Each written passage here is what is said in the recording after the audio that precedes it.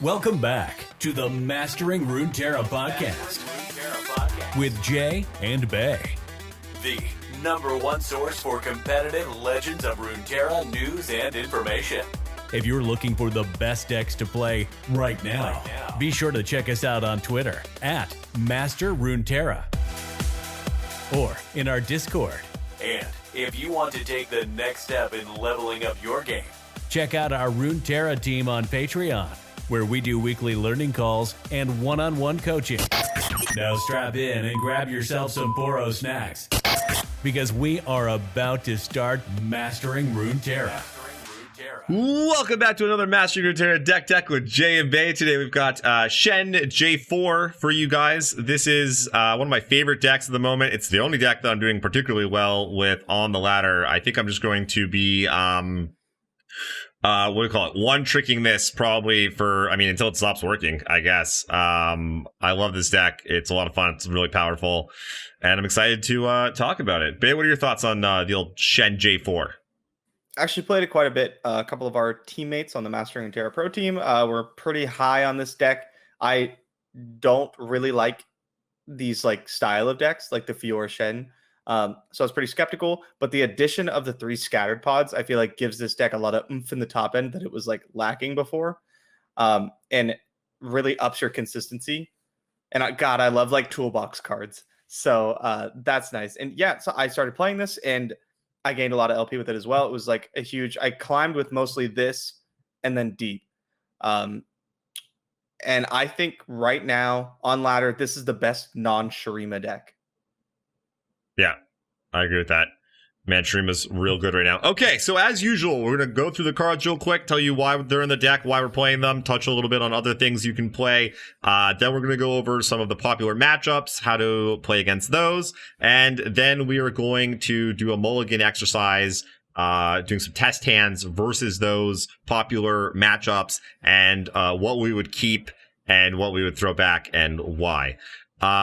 So we are going to go somewhat fast to the cards, because really you probably know them well enough. Why is Shen here? Well, it's good to give stuff barrier. It's yeah, it's big toughness, give barrier is good. Yeah. J4, why is it here? Kills stuff, hits for a bunch of damage, flips, takes over the game, is good. Open attack, good. Yeah. Fleet Feather Tracker is a great little 1-drop, combos with the Bright Steel Protector often to just pick some stuff off early, stops early aggression, combos later with Shen and all your other protection spells to kill stuff. Yep. We originally had, we have 2 Fleet Feather Tracker and 2 Greenglade Caretaker. I prefer Fleet Feather Tracker to Caretaker, but Make It Rain is really good against the trackers. And we also originally had 3 trackers and 2 Young Witch, but there was a lot of hands where you got one or the other and you didn't do anything early. Yeah. And Young Witch just feels like a blank, and I don't want that. So swap them out for Caretakers. Nice to have some more 1-drops in the deck, because getting ran over by aggro definitely can happen. Or sometimes your opponents just curve out and you don't cast anything till turn 3. And sometimes this thing is gigantic and does all kinds of work. Oh, yeah. You slap a Spirit's Refuge on it, just gain a whole bunch of life, or just hit them for lethal. Shen champ spell, switch it out, kill them with phenomenal. It. Yeah. I have not missed the witches at all. I've really liked the Caretakers. They've been doing a bunch of good work for me. Really enjoyed them.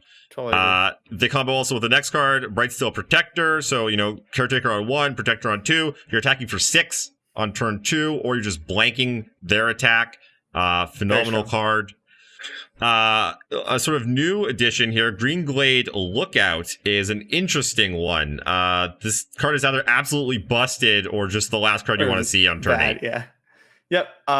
If you can get it down on turn 2 and you get an attack with it, it's kind of like River Shaper, where it just gives you a bunch of value. We have 6 6-drops, 3 Jarvan, 3 Scattered Pod, and both of them are kind of absurd on turn 5. If you're attacking on 5 and you get a Jarvan down, there's just not much they can do about it. Even Screeching Dragon on 4 or Shen on 3, but they can just run away. Yesterday, and I was like, this is insane, right? Yeah. I went Fleet Feather Tracker, Greenglade Lookout, Shen on 3, barrier my Fleet Feather Tracker. It was so good. So the card has a high ceiling, pretty low floor though. Honestly, like worst case scenario, it blocks something, which like Young Witch doesn't really do, which is why this gets the nod here. Yeah, next up is River Shaper, very very powerful card. In Fiora Shed, used to be like almost like an alternate win condition, would just like kind of go off, just removing things, dealing damage, and like just getting more and more spells. In this deck, though, I feel like I'm leaning on it a little bit less. Like every now and then, it'll do some real good work. Oftentimes, I'm just exchanging it for some value. But it doesn't feel like the same as in Fiora Shed, where you used to be able to just lean into it as like a win condition. I don't know if that's just my experience. I'm curious to hear your thoughts, Bae, or if the format has maybe changed a bit, or if this deck is a little bit different. I think back in Fiora Shende's damage-based removal was kind of king.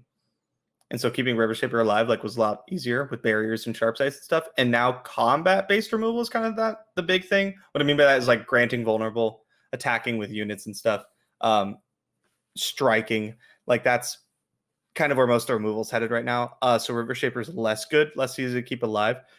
I'm with you. A lot of use 3 toughness units that kind of make him like not so hot. Yep. I will usually use, if they try to remove him, I will usually use 1 spell to keep him alive. Because if you could trade 1 for 1, you're up a card because you get to draw a spell and they don't. It's nice because it hits the board and it gives like, if you go like Fleet Feather Tracker into like River Shaper, you get to pull their blocker away and hit with River Shaper. The threat of getting a free attack with River Shaper is often enough to like kind of warp the game a little bit. Because it will run away with the game if it continues to deal damage. So if it gets your opponent off stride, then like that's good enough for me. Gets your opponent off stride and draws you a card. Good enough for me. Yeah, play 3. Yeah, very happy to get in 1 hit with it. You feel like you're winning already, and then you like if you can block and trade with something and get another spell, you're like, whoo, crushing.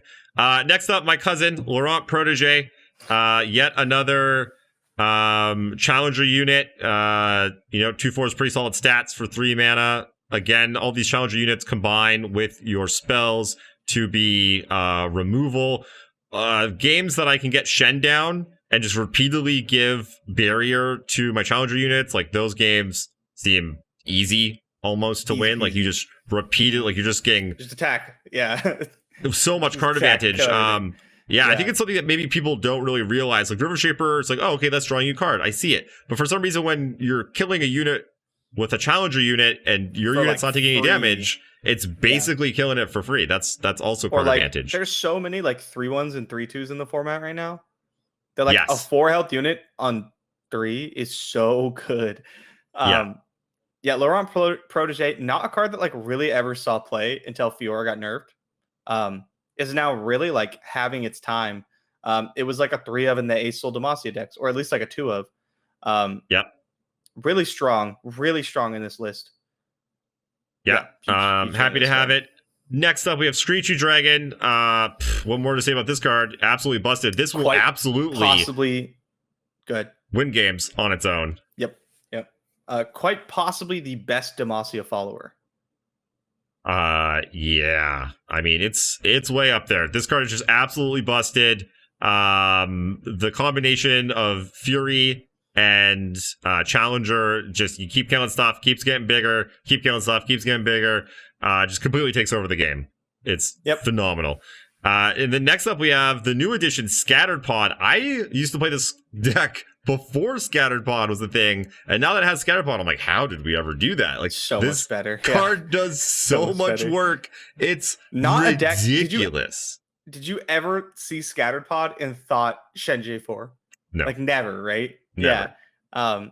And then Cephalopod and What Am I came up with a list very similar to this that was used as the inspiration for this list, with the 3 Scattered Pod. And it like blew my mind. I was like, what? That makes so much sense. So let me break it down. Can you scroll up so we get the spells here? So you don't have to scroll that much. Right. So you have like a toolbox deck with your spells. You'll see that we cut the counter spells. And that's to make it so you know exactly what you're getting with Scattered Pod pretty much every single time. If I cast slow, I get exactly Golden Aegis every time. I get a rally, and I know the only slow card in the deck. It's the only soul card in the deck. If I cast Fast, I get a combat spell. I get single combat or concerted strike. If I cast Burst, I get a combat trick. I get Sharp Sight or a barrier card. And so you get to choose what you want based on your current scenario. And that adds so much power to the deck. Like, not only is a 5/6 for 6 just not small, it attunes, which is fantastic because this deck always wants to have spell mana up, and it picks you the spell you want, like you need for each circumstance. How many times have you won just by going like Scattered Pod, get Rally, attack you a bunch? Like, yeah. I've killed my opponents from 20 by going like Pod, take Rally, they have elusive, attack, Rally, okay, attack, Rally, oh, you like gained some life, okay, Rally again, like just kill you. There's been lots of times where like this game is unwinnable. I literally cannot win this game. They have a bunch of gigantic things on the other side of the board. I just can't get through with anything. And then I draw Pod, like hit turn 10. I'm like, oh, like that Pod alone on turn 10, it gets elusive, so that's 10 damage right there. Hits, Golden Aegis hits. So it's not that hard. You throw in a Riposte, that's 16 damage. Throw in a Sharp Sight, 14 damage. Or Shen. If you have Shen on board, it'll often level, and then you can like cheese in extra barrier there for some more. Yeah, very good card. I love this version of the deck. Yeah, it's just huge too. Shuts down other 5-drops all the time. There'll be 5/5s or whatever. It comes as a 5/6. Big. Gets in the way of lots of stuff. And then you have the usual, like we said, the spells. We got Sharp Sight. It's efficient. Saves your stuff. Stops elusive things. Single combat.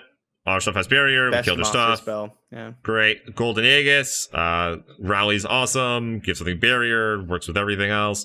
Spirit's Refuge is absolutely fantastic right now. Shuts Sivir's decks down really well. Great against Pirates. The actual best card against Sivir. Very good against Pirates.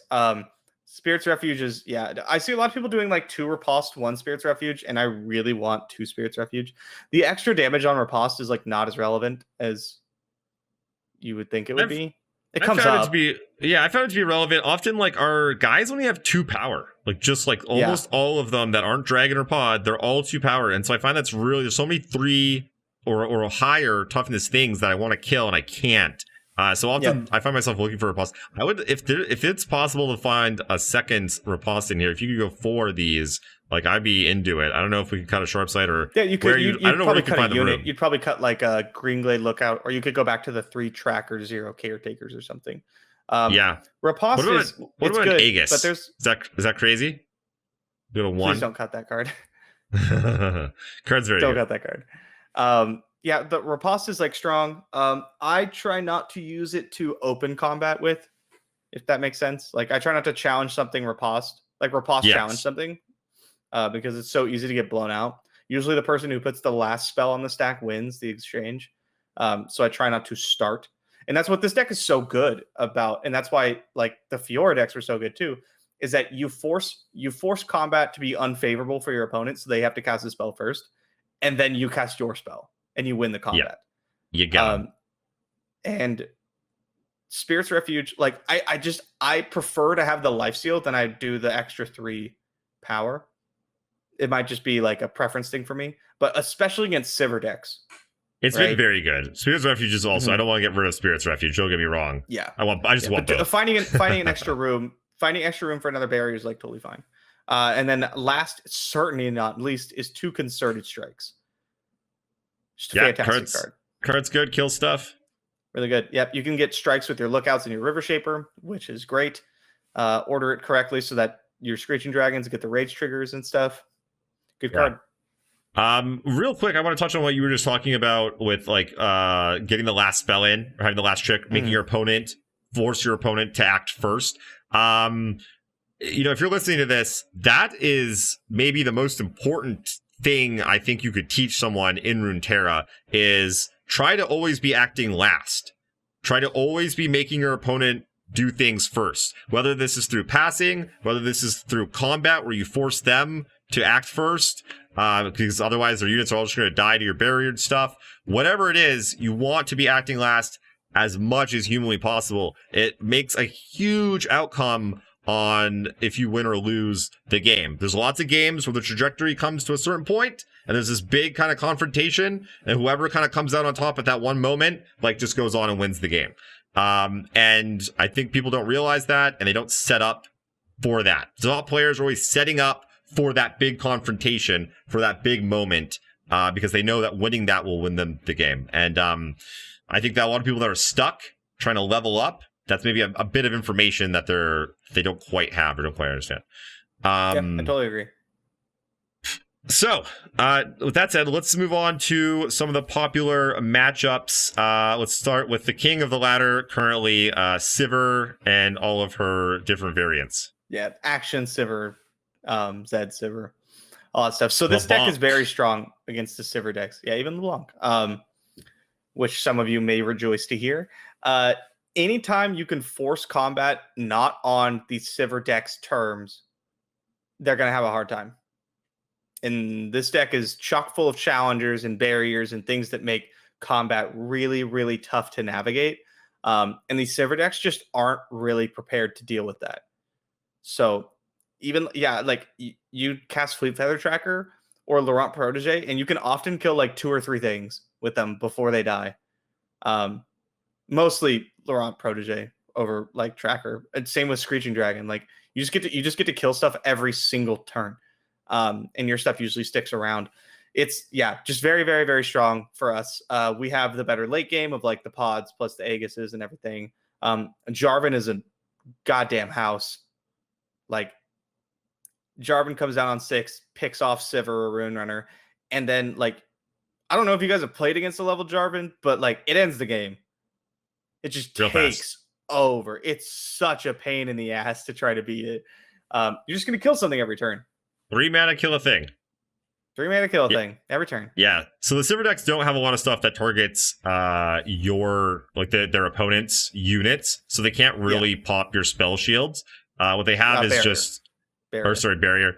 What they have is quick attack units that they can pump up and make larger, normally like to have more power. But you're just going to give barrier. It's going to prevent the damage, and then your unit's going to kill their unit. Or you strike, I will say though, or you single combat, right? They're like, okay, give this double attack, and you're like, okay, cool, single combat, doesn't care about your double.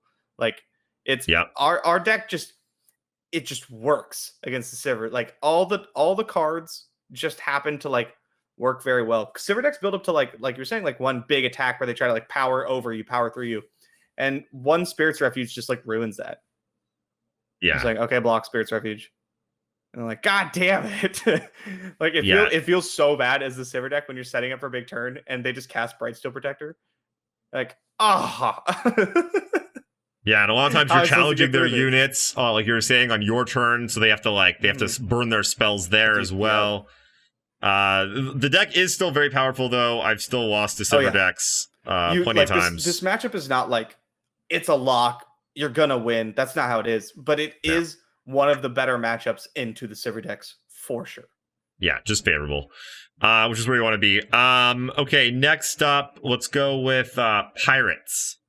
Yep, Pirates, very popular deck. Pirates just going to try to curve out on you and then finish the game with the Fervors and the Decimates and stuff. So Mulligan, very hard for low cost units. Yes. Like get rid of your spells. Mulligan the spells. Even find Spirit's the low cost Refuge. units. Other than Spirit's Refuge, if the rest of your hand is decent. Yeah, if you already have a curve. Yeah. If you're mulliganing the rest of your hand, you can't keep Spirit's Refuge, for example. But yeah, you just try to like curve out, stop as much of the aggression as possible. Like, don't be afraid to take like bad trades just to not take a bunch of damage. You're like, oh man, I could trade up the Sweet Feather Tracker, but if I wait one turn, I can like Shen it. I just take 3 more damage instead, but it's like probably not worth it. Yeah. Sometimes it can be, but one of the big problems with the deck is, I mean, one, they're very fast, so they can run you over because you've got a bunch of like 6 drops and like random stuff. So sometimes you just get run over. And 2, they have a bunch of really good ways of popping your barriers and just going right through them. So they have Misfortune goes through it, Make It Rain, pops them, kills a lot of your stuff. That's it though. I think I would say the matchup's close to 50-50. It's like somewhere around there. Yeah, I think it's fine. Yeah, it's totally fine. The game has like 2 phases against Pirates. The first one is like, can you stop the curb out, right? Yeah. And if the answer is yes, then you make it to phase 2. And phase 2 is like the burnout plan. And there's one pivotal turn in the game, and it usually goes something like this. You have to like cast Spirit's Refuge, and you have to deal with the Fervor. Yeah. Because they're going to hold Fervor, right? Because they know you have Spirit's Refuge. And so if you like Screeching Dragon something in Spirit's Refuge it, they're going to Fervor it on your face so that you don't gain any life. So try to like, if you can save a single combat for that turn, like do that. Often I will take extra damage instead of like getting a halfway decent single to set up the Spirit's Refuge plus single combat turn. Also, Spirit's Refuge plus Golden Aegis can do a lot of work. Yeah. It's kind of same type of thing. And then once you like gain the life, it's over. Exactly. Yeah. Especially if you get the hit for twice. If you like hit once for combat and then hit once for single combat, or if you combat and then Golden Aegis, yeah, like that's just basically over. So yeah, in general, when you get to the burnout plan, you probably want to keep single combat or concerted strike open, even if you don't have the Spirit's Refuge, just making sure that they can't get off that. You stop the Fervor, you stop Demolitionist. Yeah. Yeah. Other things of note are like, if they go to Fervor, like a large unit, that's not going to die. That's important. Or if you force that to happen, I've had that come up a lot. Like Gangplank is like the main one. Mm-hmm.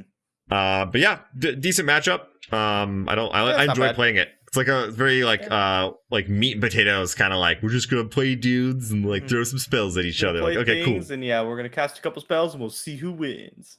The way totally Runeterra was meant to be played, the way Ruben built it. Okay, next up, Lee Sin Zoe. I've played both of these decks, but I've not played them against each other too much. The matchup's tough for Shen Jarvan. The addition of Jarvan is definitely like better than like the other Demacia variants, because you can just like surprise attack a Lee Sin. But now the Lee Sin decks have access to Will of Ionia. Especially the Zoe version is most likely going to be playing it. So they max out on palms, they have wills. So it can be tough to like kill Lee Sins and really like establish the board presence. But the big card I want to draw attention to is Concerted Strike. This is your Lee Sin killer because you can ping off barrier and then get the big strike afterwards. It does get denied, so you want to like either try to force out denies or try to fire it off in a spot where they don't have mana for it. And yeah, like as a Lee Sin player, like I live in fear of Concerted Strike. Yeah, so the first unit pops the barrier, and the second unit goes through. It's so you like quite hit him good. with like River Shaper or something, right? Pops the barrier, and then your Scattered Pod finishes the job or whatever. Yeah, with Concerted Strike, things like Screechy Dragon, River Shaper, Lookout, make sure that you're using the eye so that you're targeting things accordingly, and that it's working the way you want it to. Okay, what else we got? Matchup's not great though. Yeah, it's tough, especially now that they're playing like they used to not play palms, used to not play wills. Those cards are pretty good against you. Okay, we went through Lee Sin Zoe, Pirates, Sivir. We can talk about Ezdraven, but really quick, I want to put in one more little thing about Zoe Lee. A lot of the games you win, you will be casting Aegis. Right. These Targon decks struggle against rallies. They really do. They have the tools to like fight through one combat with things like Dragonlings and wills and stuff. But once you like rally and go it again, the decks really have a hard time. So like keep that in mind. You're usually going to be picking fast speed spells or your rally with Scattered Pod. Yeah. Okay. Ezreal Draven. Rough matchup. Not great. Yeah, they have a lot of removal. A lot of their stuff lines up really well against you. We're not playing denies anymore, so we can't stop Tri-Beam. So it's just going to tick up and then just explode on you for 5, 6, 7, or 8. Kill one of your big things, make another big dude. Yeah, it is Static tough. Shock's really good because it pings your barriers and stuff. It's not unwinnable by any stretch of the imagination, but it is tough. It's a rough matchup. You want to protect your River Shapers as much as you can in this matchup because it is like a war of attrition. So this is where, like, if you can keep your River Shaper alive and get some hits in, like, you'll probably take over the game. Be smart with your barriers. You know, if they like Ravenous Flock something and you barrier it and they still have like 4 mana up or something, like that's probably not a good use of your barrier. You want to save barrier for when they cast a big Tri-Beam or when they cast a Thermo Beam, usually, if you can. That's when I try to save my barriers for. Those are the big swing turns, is when they cast a Thermo Beam for 6 to kill your Screeching Dragon and you hit it with a Spirit's Refuge and go nuts. That's right. Yeah, timing is very important. Understanding what removal spells they have and what they can do at any given point in time is very, very important.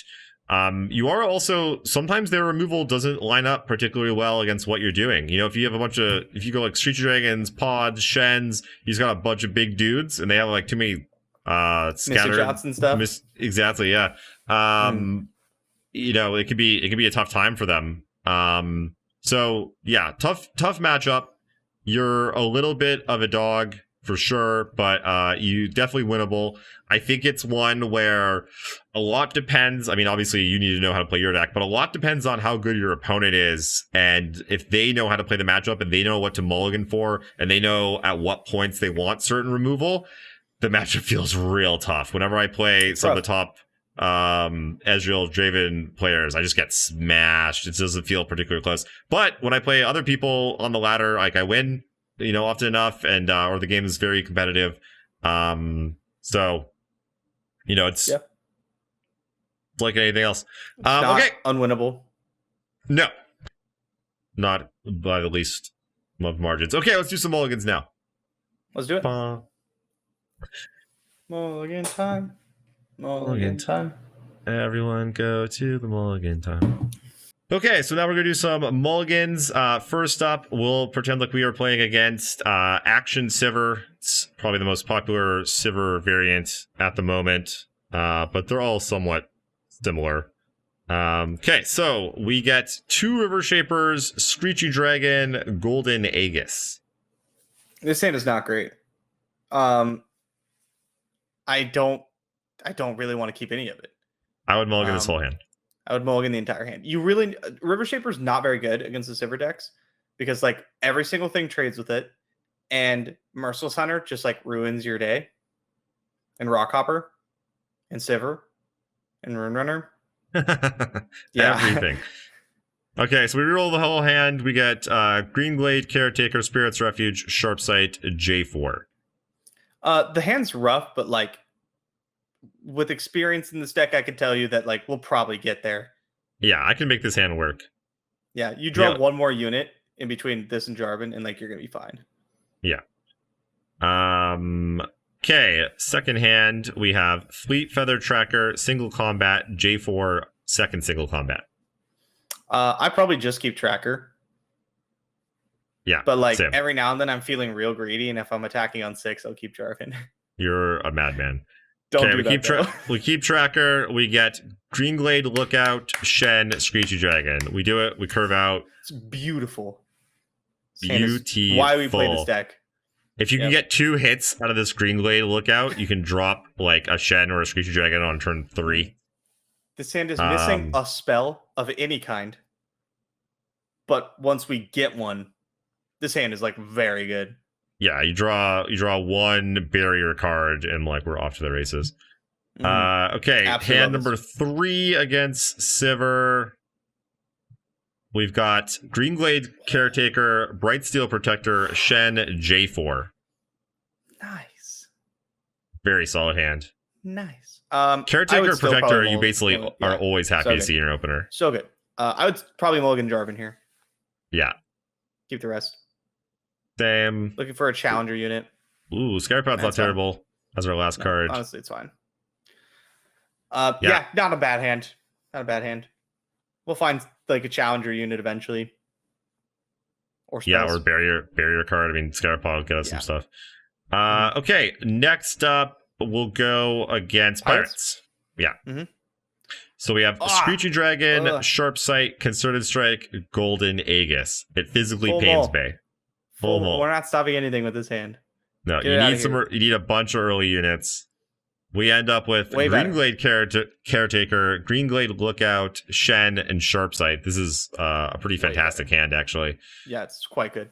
Yeah. Anything that has a 1-drop and a 2-drop against a 1-drop, a 2-drop, and something to do later against pretty much anything is just a good hand. Yeah, that's basically exactly what you want all the time. The only times you don't want that are I don't know, against some deck that has a bunch of removal that just shuts those early units down that they're kind of dead. Mm-hmm. Yeah, I will mulligan Greenglade Caretakers against Ezreal Draven and stuff. Yeah. Okay, next hand against Pirates, we've got 2 River Shapers, 2 Screeching Dragons. I don't want well, some consideration for keeping one River Shaper. Yeah. Because if you do...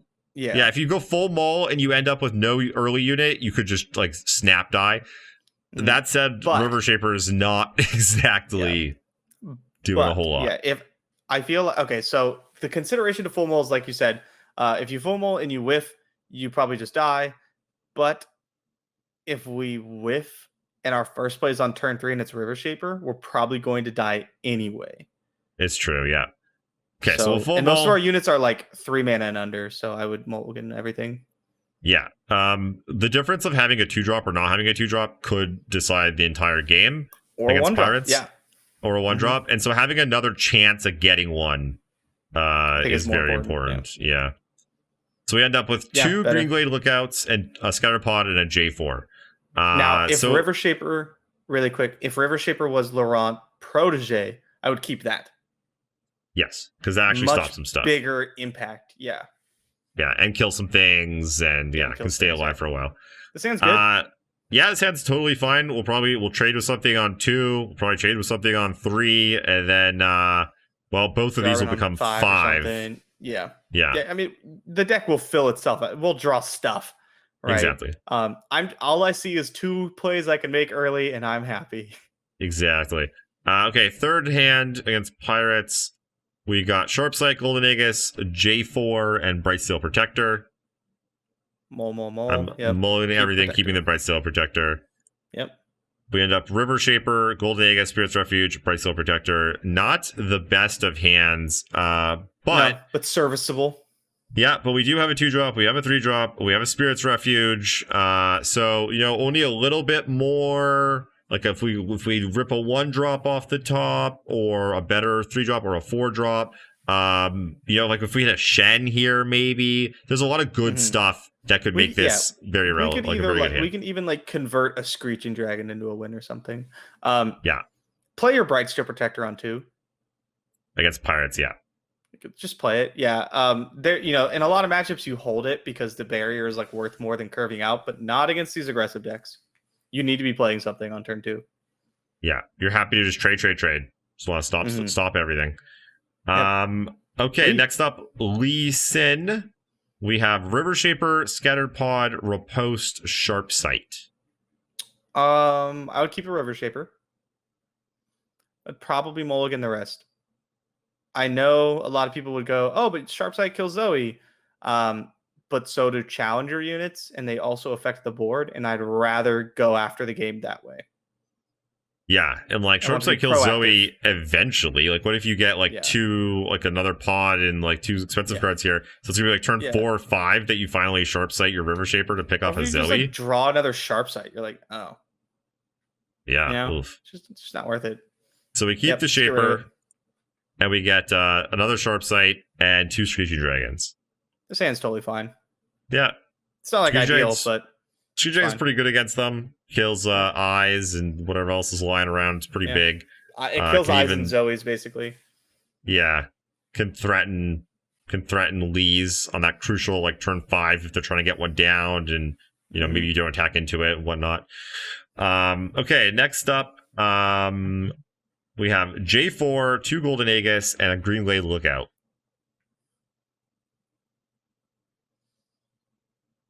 You don't want to keep that Lookout? You're nuts. We're keeping that Lookout. I put both these Aegises back and the J4. We keep the lookout, but you want to keep an Aegis? I'm just not happy about the hand. Yeah. I don't want to keep an Aegis. I don't think I want to keep Jarvan either. Probably just Lookout. Yeah. We got to curve out. So this is actually a pretty good hand. Yeah. Fleet Feather Tracker, Green Glade Lookout, Sharp Sight, Bright Steel Protector.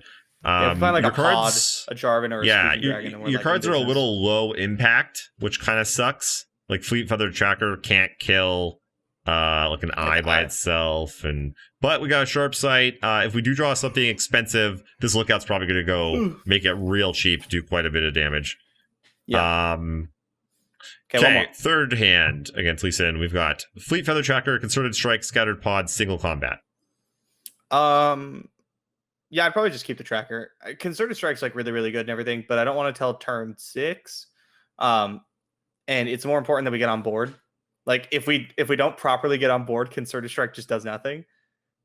And we have to put you have to put pressure on the Lease Index, or eventually they're just going to sculpt like the perfect hand and just kill you. Yeah, we are the beatdown. We are the beatdown. We have to be curving out. Yeah, you got to put them to dead. And the fact that they have that one turn kill potential, and they will set it up if you give them enough time. So like you got to be going after them. So we end up with River Shaper, Shen, Spirit's Refuge, Fleet Feather Tracker. Not Spirit's bad. Refuge is a pretty bad card here, but everything else is very good. This is a very good hand. Yeah, so this is a matchup where River Shaper can do a lot of work. Yeah, I will often just like bury a River Shaper and just slam in there. Just be like, thank you, I'll take all these cards. Yeah, because you kind of have to do something like that. And Spirit's Refuge is usually there to save your like River Shaper after a Hush or something. Yeah, you can keep a thing alive from a kick potentially. You still get sometimes kicked, the life steal. Sometimes the life steal is relevant. Yeah. Yep. All right. Okay. Draven Ezreal. Easy Draven. We have Fleet Feather Tracker, Blightsteel Protector, Riposte, Sharp Sight. I'm interested to see what you do with this one. I keep Bright Steel Protector and I mulligan the rest. Yeah, so you're not keeping the tracker here, hey? I do not keep the tracker. The reason being, it doesn't kill anything. Kills nothing. It kills only the sentry. So it's a waste of a card. Bright Steel Protector can be really good. I can play it on turn 2 and attack if I want to. I could save it to make like Screeching Dragon attack really good. I really want things like Screeching Dragons. I want Shens. I want River Shapers. The 1-drops just don't do enough. Yeah. And also, people might be wondering why we're not keeping Sharp Sight or Riposte against a deck with removal, because they like counter removal. But you need to have units to actually be applying pressure to them. Again, they will crush you with a late Tri-Beam or a flipped Ezreal or the 8-mana guy, Farron. Like you're just going to lose the late game. So like you need to be applying pressure. And like you'll draw any of these cards later when you actually want them when spells are popping off. I mulligan spells almost every time. Yeah, you want to be curving out with this deck. Like you are like a mid-range beatdown deck kind of thing. Like you don't want to go late with most decks. So we end up with 2 Bright Steel Protectors, a Screechy Dragon, and a Sharp Sight. It's a fine hand. The Protector is actually one of the better cards in the deck because it attacks through or trades with everything that they're doing. And then you probably get very relevant later. Yeah, you probably get a decent amount of damage through. Like if you attack on 2, and then maybe you keep 1 until 4, or you can shut down their attack on 3. So yeah, not unhappy with this hand. Okay, next hand up. Bright Steel Protector, Laurent Protege, Shen, Sharp Sight. This hand's pretty solid. Yeah, this is about as good as it's going to get. I'm probably still going to mulligan Sharp Sight, though. Yeah. What are you hoping this becomes? Like a pod or a J4? Pod, Dragon, or J4. Now, you'll see normally we like mulligan the J4s and pods and stuff, but like our first like 4 turns are planned out. And now I just want like a guarantee that I'm going to do something later. Now, I'm mulliganing this Sharp Sight because there are better cards in the deck, but like, I 100% would be happy to redraw Sharp Sight. Yeah. It's almost like a lottery ticket. Like we could technically low roller and get like a 1-drop, which wouldn't be terrible because we're curving out here, but it's definitely less impact. The way our hand's built, there's like no bad draws here, essentially, right? So because I can't our hand can't fail. It already has its plan. So I'm gonna mulligan a card that's good but not great in the hopes of getting an excellent hand. Yeah, curving out also important. So things like, imagine the Sharp Sight was like another 2-drop. Maybe it's like the Lookout or or whatever would be like really good. The 1-mana one, even that's good. Like if we just Yeah, go like that'd be- Green Glade into Protector attack, Would like be insane. just go 1, 2, 3, 4 and just like kill them. Yeah, Yeah. like this hand could be better, and that's why we're mulliganing it. Yeah, so the point that I'm trying to make is that what the other cards you have in your hand make your irrelevant to your mulligans. You're not mulliganing in a vacuum. Like Sharp Sight bad, out. Protector good, in. It quote unquote, it depends. Yep. Okay. If our hand was not as good, I would not mulligan. Like we would mulligan differently, right? Yeah. But yeah, another Shen is totally fine. Your first Shen's gonna die probably after an attack. So not upset about this hand at all. This is very strong. Yeah. Okay, so we end up with 2 Shens, Bright Steel Protector, Laurent Protege. Nice little curve, lots of big units. Okay, hand number 3, we have Bright Steel Protector, Shen, Sharp Sight, Golden Aegis. I think it's a pretty easy Sharp Sight Aegis mulligan. Yeah. I'd really like to see like a Screeching Dragon, Laurent Protege, River Shaper, anything like that. We end up with Totally Green fine. Glade, It's Caretaker, very, very strong. Protector, Shen, Scattered Pod. Yeah, it's very strong. We're going to go turn 1, Caretaker, turn 2, Protector. If we're on the attack, hit them for 6, most likely. Shen will come down. Scattered Pod's very good against them. Yep. Yeah, this is... If we're not on the this, attack, I'll probably go like turn 1 Caretaker, turn 3 Protector. If we were sculpting a hand, this is close to... This is very close to just it. Yeah. Yeah. Maybe that pod would be a It's very, dragon very or good. something. I don't know. Tough to say. Oh, I would draw Screeching Dragon off the top, obviously. Yes. Yeah, this hand is very what good. good players do. So yeah, and also in this deck especially, it's a lot of aggro decks or beatdown decks, you want units early, but like in this deck, your units combine to like be card advantage or be a removal. And so that's another reason that they're so important. So that's it for our mulligans. Any other thoughts on playing this deck or other cards that people could include? Not particularly. I think we'll probably get couple more nuggets of wisdom when we run some games. Yes. So do check back. Probably tomorrow we will have another video with us climbing the ladder and playing the deck so that you can actually see it in action.